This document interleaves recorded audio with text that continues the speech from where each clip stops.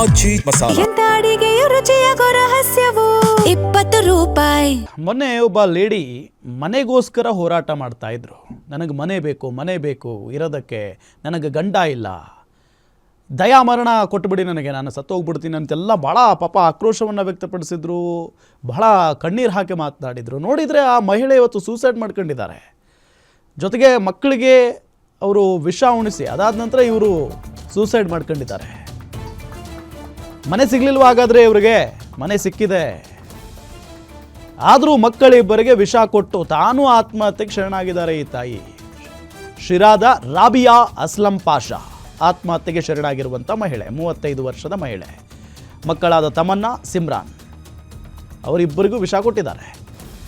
ಪೌರ ಕಾರ್ಮಿಕರ ಬಡಾವಣೆಯ ಮನೆಯಲ್ಲಿ ಆಗಿರುವಂಥ ಘಟನೆ ಇದು. ಪತಿಯ ಸಾವಿನ ಬಳಿಕ ಮನೆಗಾಗಿ ಹೋರಾಟ ಮಾಡ್ತಾ ಇದ್ರು ರಾಬಿಯಾ. ಸರ್ಕಾರ ನಿವೇಶನ ಮಂಜೂರು ಮಾಡಿದ ಬಳಿಕವೂ ಮಹಿಳೆ ಆತ್ಮಹತ್ಯೆಗೆ ಶರಣಾಗಿದ್ದಾರೆ.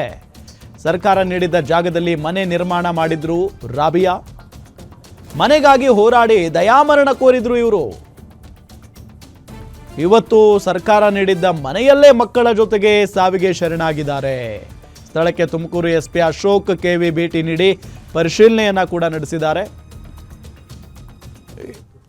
ಇದಕ್ಕೆಲ್ಲ ಏನು ಹೇಳಬೇಕು, ಏನು ಮಾತಾಡಬೇಕು ಅನ್ನೋದು ಗೊತ್ತಾಗ್ತಾ ಇಲ್ಲ. ಭಾಳ ನೋವಿನ ಸಂಗತಿ ಇದು. ಅಲ್ಲಿ ನೋಡಿ, ಇಬ್ಬರು ಮಕ್ಕಳು, 12 ವರ್ಷದ ಒಂದು ಮಗಳು ಜೊತೆಗೆ 5 ವರ್ಷದ ಒಂದು ಮಗಳು, ಇಬ್ಬರಿಗೂ ವಿಷ ಕುಡಿಸಿದ್ದಾರೆ ಮೊದಲಿಗೆ. ಅದಾದ ನಂತರ ಈ ರಾಬಿಯಾ ಅವರು ಕೂಡ ಸೂಸೈಡ್ ಮಾಡ್ಕೊಂಡಿದ್ದಾರೆ. ಸರ್ಕಾರದ ಮುಂದೆ ಗೋಗರಿತಾ ಇದ್ರು, ನನಗೊಂದು ಮನೆ ಬೇಕು ಅಂತ ಹೇಳಿ.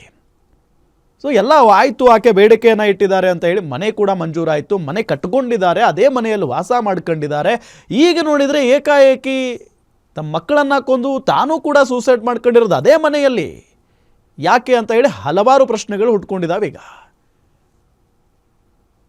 ವರ್ಷ ಮಗು ಮತ್ತು 10 ವರ್ಷ ಮಗು, ಸೊ ಅಂತ ಆ ವಯಸ್ಸಿರುವಂಥ ಮಕ್ಕಳು 100ರಿಂದ 100 ಬರ್ತಾ ಇರುವಂಥ ಸ್ಥಿತಿಯಲ್ಲಿ, ಪ್ರಜ್ಞೆ ಇಲ್ಲದೆ ಅಂತ ಸ್ಥಿತಿಯಲ್ಲಿ ನಮಗೆ ಕಂಡು ಬಂದಿರ್ತಾರೆ.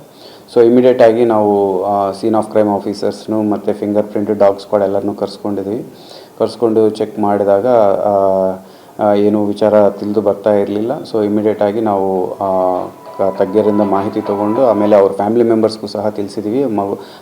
ರಾಬಿಯಾ ಅವ್ರ ತಾಯಿ ಮತ್ತು ಅವರು ತಮ್ಮಗೆ ಅವರು ಬಂದು ನೋಡಾದ ಮೇಲೆ ತಾಯಿ ಕಂಪ್ಲೇಂಟ್ ಕೊಟ್ಟಿದ್ದರು ದಟ್ ಶ್ರೀಕಾಂತ್ ಏನು ಈ ರಾಬಿಯಾ 1 ತಿಂಗಳ ಹಿಂದೆ ಮದುವೆ ಆಗಿದ್ದಾರೆ, ಅವರು ಇವ್ರನ್ನು ಪ್ರಚೋದನೆ ಮಾಡಿ ಸೂಸೈಡ್ ಮಾಡ್ಕೊಳ್ಳೋಕ್ಕೆ ಕಾರಣ ಆಗಿದ್ದಾರೆ ಅಂತ ಹೇಳಿ ಅವ್ರು ಕೊಟ್ಟಿರೋ ಕಂಪ್ಲೇಂಟ್ ಮೇಲೆ ಒಂದು 103 ಸಬ್ ಕ್ಲಾಸ್ 1 ಮತ್ತು ರಾಬಿಯಾ ಅವರು ಖುದ್ದು ಮಕ್ಕಳಿಗೆ ಪಾಯ್ಸನ್ ಕೊಟ್ಟಿದ್ದಾರೆ ಅನ್ನೋ ವಿಚಾರಕ್ಕೆ ಅವ್ರ ಮೇಲೆ 10 ಮರ್ಡರ್ ಕೇಸು ಮತ್ತು ಈ ಶ್ರೀಕಾಂತ್ ಅನ್ನೋವ್ರ ಮೇಲೆ ಸೂಸೈಡ್ಗೆ ಪ್ರಚೋದನೆ ಕೊಟ್ಟಿದ್ದಕ್ಕೆ 108 BNS ಇದರಲ್ಲಿ ಶ್ರೀಕಾಂತ್ ಅವ್ರ ಮೇಲೆ ಕಂಪ್ಲೇಂಟ್ ತೊಗೊಳ್ಳಾಗಿದೆ.